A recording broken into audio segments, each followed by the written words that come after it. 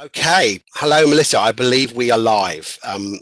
My name is Richard. For everyone who's not listening, who's joining, I'm from the Travel Industry Hub, and Melissa Shembry is with me. Now I'm going to get Melissa to introduce herself whilst I bring up our faces on screen. Hello, everyone. Well, welcome to the Survive and Revive session for basics.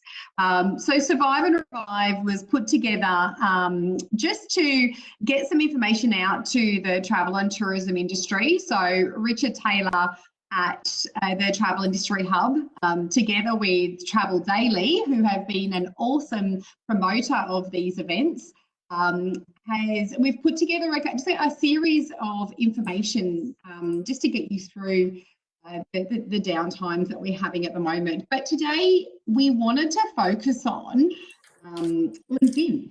So a lot of people have LinkedIn. They may not know that they have all their bits, I guess, put into their profile. And do I have enough? So today is the basics. That's what we're going to cover today. So I guess we probably should start from the beginning in regards to the world of social media. And, you know, Richard and I were actually talking about this yesterday about, you know, the theme of different social media platforms. Now, LinkedIn, when it very first started, was always explained to me as the professional I guess, room. Like you're going out to a variety of different places for yourself socially. You know, Twitter is your, I guess, your pub. You know, it's short, it's quick, it's cash. Then you've got Facebook, which is like your wine bar, where you are, I guess, still communicating with your friends. You know, that's your friendship platform. And then LinkedIn was for professionals. And that was for your networking with your professionals.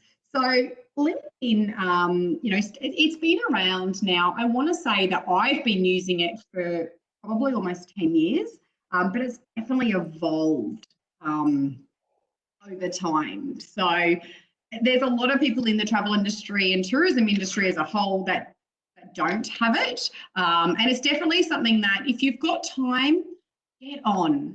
Get the basics on there to be recognised for not just job seeking, but for business networking. And that's what we're going to be talking about as the different sessions happen in the next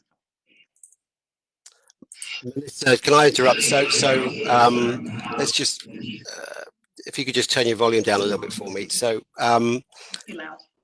The people who are joining this, I'm going to guess that many of them have LinkedIn profiles already. So this is the first of 3 sessions, isn't it? This is the basics. And so I, for example, using myself, and I realized doing this that I'm going to come across as an idiot every time I do these webinars, because I'm going to use myself as an example and pretend that I don't know anything about it. So I was never a big fan of LinkedIn until I realized its power. First of all, have a profile, but I guess the people coming in here might be thinking, well, have I done it right? Is it correctly set up? Have I got the things in the right things that I need? So if you could just outline what you think you're going to do in sessions 1, 2, and 3 with Absolutely. this. Yeah. So today is setting up your profile, and not just setting it up, but making sure you've got the content in the right places to have your profile visible to your network. The next session will be, I guess, a little bit more advanced, focusing on your personal brand. And when I say personal brand, is like getting people to know you. Who are you? How do they find you? And what are you all about? And then the third session that I've planned so far is more for anyone that sells. So it could be a retail travel agent, it could be a tour operator, it could be a BDM, it could be a travel consultant, of what do you do with your LinkedIn profile to get you more customers? You know, how do I use my LinkedIn profile more than, again, like I mentioned earlier, it's not just for job seeking, it's to increase sales and increase your profile. And, you know, we all know as business owners that marketing is not just placing an ad out there. We have to use social platforms to promote our businesses. So 3 very different ones. But again, today, let's get that profile right so then we can start working it. Cool. Thank you. Awesome. So should I start off with how companies are using it, first of all? Because then you know what needs to be in your profile, because then you know what your audience is. So I guess there's two ways, really. So the first way is that companies are using it for recruitment. And in the third session, I'm going to, I guess, hiring managers how to use LinkedIn to recruit their staff. But on the second place, it's also companies are using it for promotion of their products. So it's an awesome place to learn more than anything. So, you know, being able to find out what's going on within the suppliers at the moment. LinkedIn is there's a bundle of information on there. So using it for both sides is where companies are using that information at the moment. But if we start from the very beginning and how you create your profile and how you enhance your profile, which is probably what we're really going to be focusing on. Because if you don't have a LinkedIn profile, it's really easy. You sign in and it steps you through the main parts of what you need as a minimum requisite to save it, basically. But once you have that shell, I'm going to go through, there's about 7 points that I'm going to go through today of what to do to be able to, I guess, for people to have a look at it and go, oh, let's look at that person and, oh, I've made a judgment. And it isn't making a judgment on that person. Lost you there a moment, Melissa. Sorry to cut in. Just lost you there in that last sentence. Okay, so I was just saying that, you know, people will make a judgment on your profile and the content in your so the first thing and the most important one is to load a photo. You know, there's a lot of profiles without photos, and there's some key criteria for those photos. And some of them might sound really, I guess, common sense, but compared to some of the ones that we've seen, there's a reason why I'm saying this. And that's obviously because there are ones out there that have some ridiculous photos. So the first one is to try and keep your profile photo to your head, you know. I think they say the percentage is about 60% of the photo to be your head. Because, again, people are making judgment on you. And I know in the world of discrimination, they can't, but they do. So, you know, we want a nice headshot of who is this person and do we want to network with them. The second thing that I like as a recruiter is I'd like it just to be you. You know, I love that you love your dog, but your dog doesn't need to be in there. Or your whole family doesn't need to be there. Some have their whole families. There's no need. You know, this is a professional platform. Keep it professional. Okay, so if you can just have just you, that would be awesome. I also say if there's try and keep it with no distractions behind. Now, we are obviously in the world of travel. I do actually really love the ones where people choose their favourite travel picture, especially if you're a tour guide, you know, or something where you've got a specialty. That could definitely work. But normally I would say white background, keep it simple so it's not distracting for someone when they're looking at your profile picture. The other thing with the picture as well is get someone to take it for you. You know, a selfie is great. I love a selfie, but you know, again, we want you. We don't want half of you or sideways, or so try and get someone to take it for you. And then the other thing is show some personality, smile. You know, it's not a passport photo. We're going to be talking quite a lot about the theme of your LinkedIn profile and showing your personality. Because like what we were discussing with the resume last week, it's a profile, but you need to put some personality onto it. So if you can put some personality and add a warm photo, an inviting photo, that's what's going to attract people to go, okay, well, let me read this profile. If you're not just taking your head, the last thing I would say is just consider what you're wearing in the photo. There's sometimes we've seen one with some lovely midriff dresses. Gorgeous, love the dresses, however, may not be appropriate for my team. So just be aware of what you're wearing. And again, we're in the world of no one can discriminate, but they will. So just be very aware, try and keep it as simple as possible, smiling and showing who you are. Does that make sense, Richard, for the photo? It does, yeah, of course it does. Well, the one thing I wanted to ask you about the whole concept of LinkedIn is that it's can be so. I want to show my personality in there, not just bland corporate statements that appeal to everyone but don't actually get you do and what you say. So I guess you're going to move on to the profile now, but I just want to pop that into your mind. Should it be business like all the way, or how do you put your strengths and personality through onto there? I think there needs to be a balance. I think there needs to be a balance that it's not too corporate. And again, bearing in mind, we work in the tourism sector. We're not a heavily corporate industry. However, you need to stick to the points. And the next two parts that I'm going to go through, one is your headline or your job title, and the second one is your summary. And they're your opportunities where you can put a bit of personality onto it. So the first part is your job title. So when you're adding in, there's an option that says your headline. You don't have to put travel consultant and leave it at that.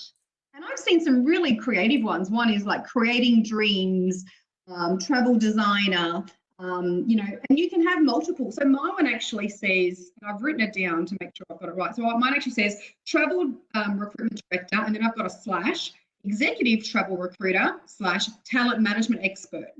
So that is just because when you bring up a search, your picture and your title is what people see. You know what? If people are going to make judgment on that, give them something more. So you might want to put travel consultant -- Africa specialist. So you're just giving something more in that job title. I think it's 200 characters off memory, but again, you're just giving the person more. Now, one thing that I'll talk about in most of my sessions is keywords. We talked about it in the resume section, how when recruiters and hiring managers are looking for people, our ATSs, so our application tracking systems, will they look for keywords in profiles, and LinkedIn does the same. So if I had to do a search for, and I hope that works, travel recruitment director, I hope that my profile will come up as number one, because I need to make sure that that travel recruitment director is somewhere in my profile for people to find me. So bear in mind those keywords when you're writing your headline or your job title, as well as your summary, which is what we're going to talk about next. So again, keyword, without it being repetitive. Like you don't want to write travel consultant. But, to make it look like you're giving them more and showing a bit of personality. Like there was one that I saw this week, I actually wrote it down, of someone that I recently connected with, and she had tourism specialist, business development, sales, relationship management. So I can see that she's got some diverse skills there. Now, it does sound very corporate, Richard, you're right. And, what we are looking at this for business, but there is opportunity to put in a little bit of a spiel. And you actually will find, I like when I'm recruiting in marketing roles, because the marketeers are great with words and they are entertaining, but you've got to think LinkedIn profile isn't for entertainment purposes. We send out our messaging, which is what we'll talk about in the next session, that can definitely show your personality. Cool, thank you. Blah, blah, blah, blah, blah, talking a lot. So that's the headline. Then the next one that I mentioned was the summary. So this is a part that actually lots of people leave out. And I think they leave it out because they don't know what to write. And it's 2,000 characters, and this is your chance to get your personality into your profile. So what I suggest to put in there is, what your profile is going to have, and we're going to talk about your jobs in a second. You don't have to rewrite your jobs in that summary. But that summary should be an introduction to you. who are you? What's your why, in your role, or, what do you enjoy doing as in work-wise? Again, bearing in mind this is a business platform. What are your key skills? What's your passion in your work? Do you have a super amazing achievement? Pop that on there. I love reading those summaries. Sometimes those summaries make definitely make a judgment in a recruiting process. I'm just going to share my profile. I just want to check where you mean on there, if I can bring it up. Oh, I like Hang on. One moment, please, caller. Hey, So where are you? In that about section. Okay. In the about section. So that's your summary. So let's criticize Richard's. Terrific. This is great. This is unplanned. Thank you so much. I love bringing people together and want to maximize his ability by creating something amazing. That's perfect. Awesome. I'm usually right, as just so you know. I like it. Now you've got 2,000 characters, so you can actually put a little bit more in there. And what I would potentially suggest, because, and again, this is popping through to the last session, you're in a position where you're trying to obviously promote your business, is you might want to put in a little bit more keywords about who your target customer is. So your experiences across those sectors, awesome. And you might want to say, within our network at the Travel Industry Hub, we have BDMs or tour operators, tourism bodies, whatever it is, to add some more keywords in your about. But you've got your why. I love bringing people together. You've got your skills, so you've got your experience. And there is a little bit about you, but I think you'd be nice to put a little bit more about your personality as well. Okay, it's wonderful. Absolutely. So the reason I've not put, so wasn't looking for a role because I'm setting up this. We were setting up this business. So if I was looking for a role, let's just say for a moment, I'll go back to my old role, sales within. Mm-hmm. How would I change that then to maximize what the search results for recruiters and companies? Absolutely. And I think you've got to put your skills in there.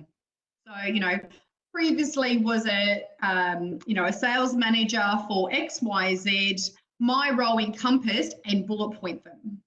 All these ATSs love bullet points because the computers can really see those skills straight away. So you might want to put relationship management, budgeting, account management, sales, and actually spell them out.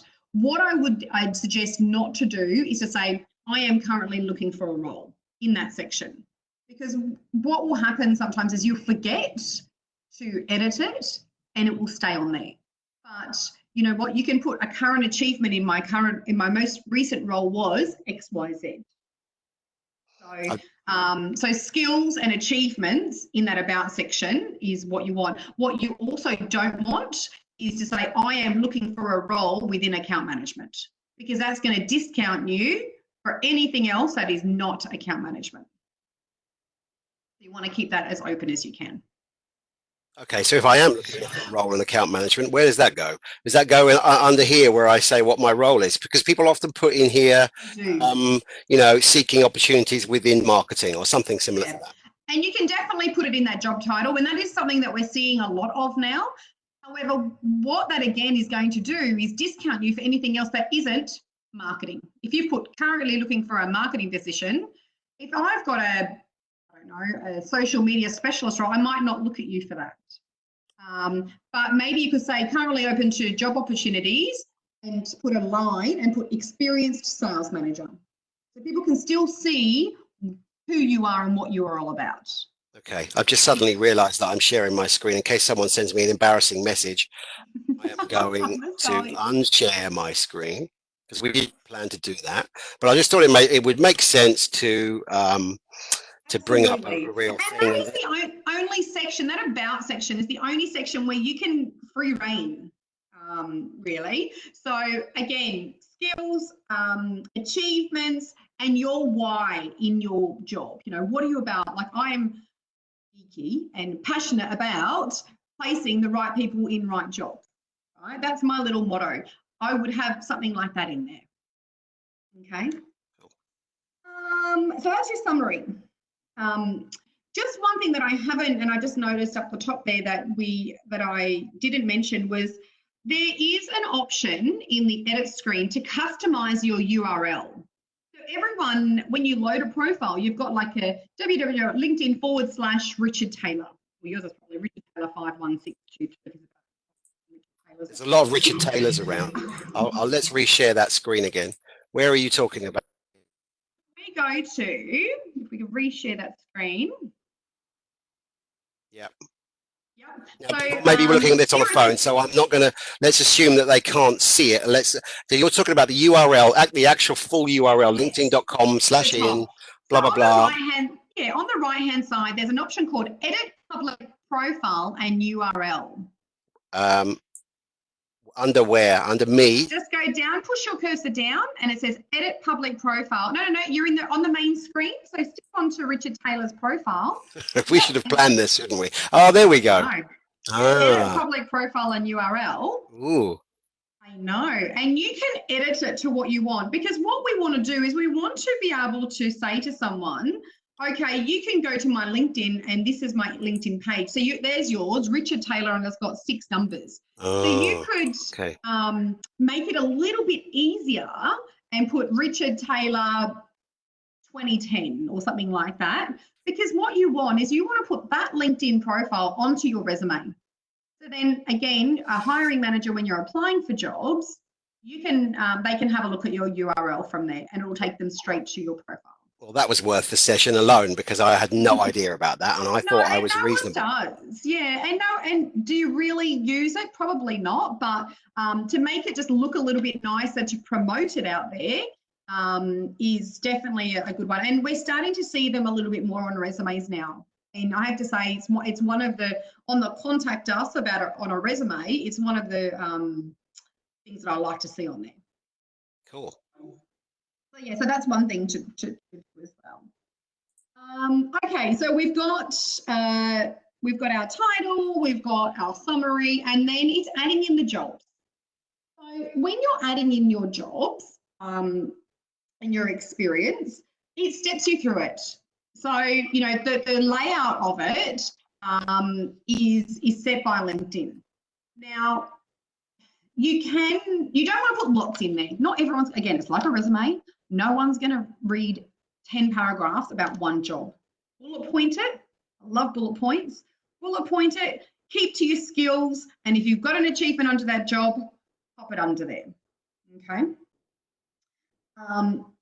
Now, the question that comes up when we're talking about experience is, do I put every job on there? Yes, you do. Now, if you've got lots of little jobs, and there's lots of, I guess, conflicting views in the recruitment world about putting short-term roles into your resume and into LinkedIn, I'm a big believer of saying, yes, pop it in there, because I want to know what you did for that 6 months. If you were job seeking, you can word it in a nice way, that's what you did for that 6 months, or you were on maternity leave for that 6 months if you've got a gap. Or if you did lots of contracting for 2 years, you can put a title and put various contracting roles, including, and put the companies that you contracted in. But I want you to cover all your career. Now, if you've been in our industry for 30, 40 years plus, I still want to know that you worked for Westpac Travel back in 1985. You know, we had one recently that, and their resume wasn't amazing. So, but they had the 2 last jobs. We brought them in for an interview, and nothing against their age, but they were early 60s, and we thought we were meeting someone that was probably late 20s. But she had an amazing amount of experience, which was awesome, and she thought that it would be discriminatory not to put it on there. And I get it, because some people may make that discrimination. You need to put it on there to sell yourself. You know? So even if it's just the job title, the company, and the years that you were there, that's enough. You know, maybe expand the last 2. That would probably be enough of expanding on points, but just make sure every other job is on there. Just losing the audio at times. Could you possibly move slightly closer? Yep. middle of this. Nice, So nice close up of my thank face. you. Oh, okay. Don't go too far. So I'm pulling your leg. Just to talk about that, on my one as an example, I have removed a few at the bottom that were irrelevant to the industry when I worked in IT, for example. Yeah. So I thought it made sense not to do that because why would anyone want to know? So you're telling me if I worked in a supermarket after I left school, that's relevant, is it? Well, especially, I mean, I would put it on there if it's a long stint. I mean, the supermarket may not be relevant. The IT definitely is. So you might want to say from, picking my dates right now, 97 to 2007, worked in various companies outside of travel or within the IT industry, because that might be relevant for a job that you're going for. You know, if I'm looking for someone for a GDS company, and although you've been working for Toucan Travel recently, I might go, oh, hang on, but he's worked in IT.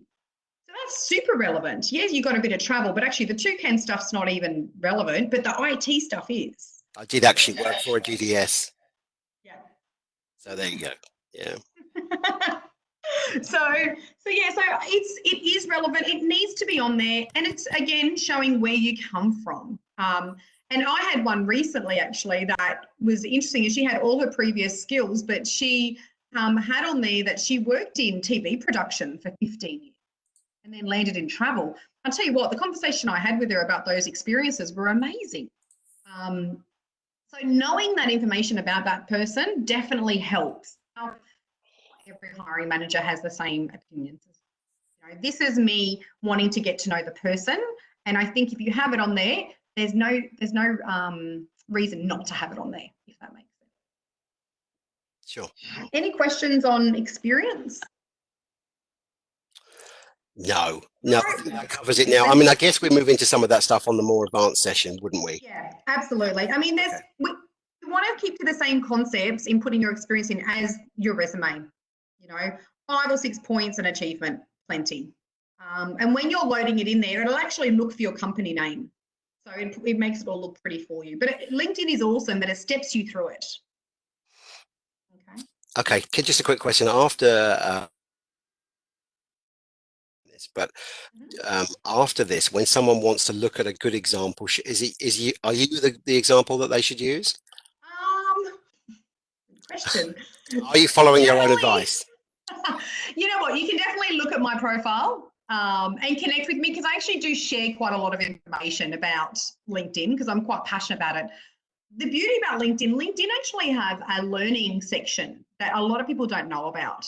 Now, it's not just about LinkedIn in their learning section. So you can go into their learning section and actually type in how to increase my profile or how to make a better summary. And they've got so much information there. Sure. And they actually give, like I found one the other day, I was trying to give some links to somebody of how to improve their profile. And one of them had 5 examples of really good summaries. So LinkedIn have some amazing videos, but also in that learning section, and I'm actually exploring it a lot more now that I've been at home, they had things like Excel tip. It's got a bundle of business information there. So go in and have a look at LinkedIn Learning. It doesn't cost anything. So it's a great resource of just improvements of, yes, your profile, but just systems and business in general. But yes, you can have a look at my profile as well. Thank you. The next section that I think everyone can get better at, and it's something that a lot of people don't actually know what it's used for, and it's the skills section. So your skills section on your profile, you can add in skills. People in your network can add skills in. And once those skills are in there, people can endorse your skills. So basically saying, Richard, you've got technology as a skill. And I actually think that, yes, I agree, you're good at technology, endorse. So when someone is looking at your profile and looking for a reason to contact you for a job, they're going to be looking at something like skills to kind of go, well, do they fit the criteria I'm looking for? Do they have budgeting? Do they have client relationship skills? Oh, here we go. We're going to do a share. Let's see what Richard's got in there. Here we go. Perfect. Business development. So, and you can see the people that have endorsed you, which again creates more credibility. So if I look at, say, business development, now I know Sean Cummins. So if Sean is going to confirm that Richard has business development and I've got a business development role, I'm going to contact Richard because I trust Sean in that, you know, what, and so, and there's 20 other people that have also confirmed that Richard has business development skills. Now, in that section, you can have up to 50, and some of them are really random. But some of them that are on there are some very basic ones that everyone should have in there. Tourism. There was another one that I found as well, travel and tourism, I think it was. Cruise lines, business travel, online travel. So put your sector in there. You know, Richard's got other ones that are relating to the job. So we've got the sector and then the job itself. So you might have travel consulting, and then it's broken down: travel planning, reservations, sales. You know, there's so many different skills that you can add into it. And I have to say, when I'm looking at a profile, I do look at these, and it's more looking at them to say, has someone confirmed that this person does have those skills? I look quite clever when I look at my own things here. These are ones that other people have recommended me for that I have not asked for. They've just come along and done. Never done it because they like me so much. On a serious note, so imagine I'm a consultant, I'm a travel consultant, but maybe I'm looking outside of the industry for my next role, and I'm looking for relevant things that you know, whatever company I'm going to apply for would want to see. How would I ask someone else to do that for me, or is this again for the advanced session? It definitely is for the advanced session, but when you go in and add your skills, and actually this leads me to something else as well. When you go to add your skills, a message actually goes out to your network that says, Richard has added business development as a skill on his profile. Endorse him. I did not know this. I'm just doing that right now. Okay. Yeah. So if you went in there and put strategy in, it will pop up on your network, on their feed at the front, and say, Richard's added some skills. Now, when you're editing your profile, and one thing I should have mentioned at the very beginning, if you're editing your profile and doing a big LinkedIn refresh, what I actually would suggest is to go to profile and settings and turn off the option that basically says, so go to settings and privacy. I've got to remember where it is now. And you can actually turn off. I've seen this before somewhere. Yeah, where so people can't see your activity. We'll find that. We'll put a sheet together afterwards. Let's not make people watch me scroll through my. Because what you don't want is you don't want people to go, oh, Richard has added a new job, and it was a job from 20 years ago. And people going, congratulations, Richard. So you want to turn that off while you're updating it, while you're spending your time adding all these extra bits in, turn it off, and then if you want, then turn it back on. And we see this all the time. Yeah. People go, and I saw one yesterday, and I was like, oh, I didn't know she was there, and I realised that this person got this job in January and they're finished up in March. So the summary, Mel, is switch off that setting. Switch it off straight away. Do all your work, and then maybe put it back on. Absolutely. And then when things are added, people will get popped, and when they go to your profile, it will be all ready for you. Absolutely. Yeah. So make sure that's turned back off. So we will put that in the notes. I'll put the link. I will put the link. And they can contact you for anything like that. So we'll put a sheet together. Yeah. And I definitely have, I'll put some links in the notes actually to some of the LinkedIn pages. So I'll do that as well. So the only other part in that main profile that LinkedIn will ask you to fill in is the education. So putting in any education, again, it steps you through where was the college, what year was it, and what was the certificate achieved, and that's it. So yes, put all your education in there, but again, it's a pretty straightforward section. Just lost the audio for you there, so just to keep everyone amused, I'm going to show my screen again with my education, which I haven't put much into that. So where is education? Here we go. Education, there we go, down the bottom. So we've got, you know, where it was at, what was the course and what were the years. Yeah. We don't need to add anything else on. It's I'm cheating really because easy about what to do. Yeah, we don't need your results. We just want to know where it was. And what that is useful, it's actually used quite a lot outside of travel. So what you might have is you might have a, I don't know, an accountant that actually really loves people from UTS. So they might search on education from UTS. So that's what that's used for quite a lot for recruiters. And then the last thing, so that's really the basics of the actual profile. The last thing is to start connecting with people. Okay, the basics of connecting is literally finding someone and going connect. Now, when you do that, you do have an option to write a message to that person. They put a little template in for you saying, "I'd like to connect with you on LinkedIn." Connect. Now, you can use that. That's no problem. But if you know that person, I always say put a personalised message in there.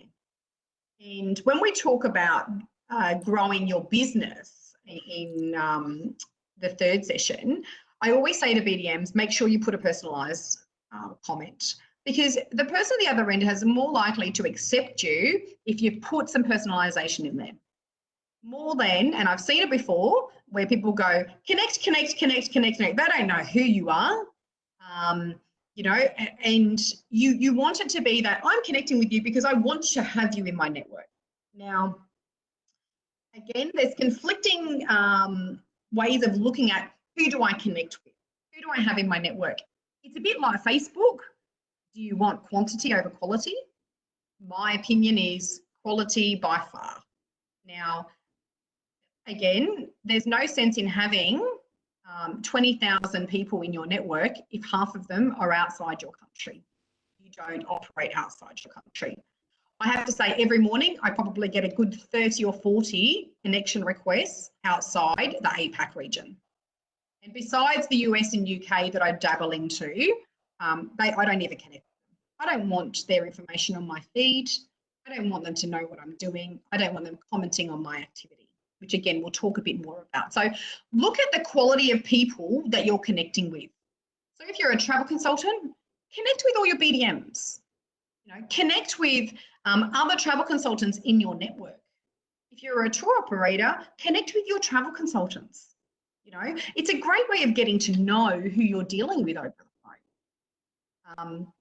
You know, obviously, the more you have in your network, the more you're going to learn. And you can get lost in your LinkedIn feed when you log in, because there's so much information on there now. But you want it to be quality. And there are some psycho posters out there, which we will talk about next week. And, you know, I tend to, there's an option to turn them off and not have them in your feed. You know, you don't want those people in your network. You want the ones that are quality and that who you want to hear from. Richard's sharing. Yeah, so That's that's all right. And I'm remembering that we've just had a question come through, and I'll just jump into it now. Should the photo be color or black and white? Because the star of this event is black and white. So I've made myself the star. The reason I made that black and white is because I'm not a big fan of my own look. So it should be color, right? I think colour will give it, it'll pop out a bit more. It doesn't matter though. I don't feel like it's going to detriment you. I think colour would definitely be better. And then, so if I just want to talk about connecting with people, just to go back to that. So if we search for someone that I have, someone I've met a couple of times, they may not remember me, but I remember them, and they are influential. I'd like to have them as one of my connections. What's the best way of going about doing that? So if you go to the search panel, and then pop in. Go on, give me a name. Let's use Jeannie Foster. Are you connected to? Hopefully she's watching. Okay, no, I'm not. Okay, let's have a look at. I don't hit her. This is another thing, right? So if I hit her profile up now, she's going to know that I've been there. Correct. But that's fine. I'll message Jeannie later and tell her we used her as an example. Okay. So Jeannie, you've got the option then to connect with Jeannie on that screen. Yeah. It's not going to do it straight away, Richard. So if you click connect, it'll come up with that box.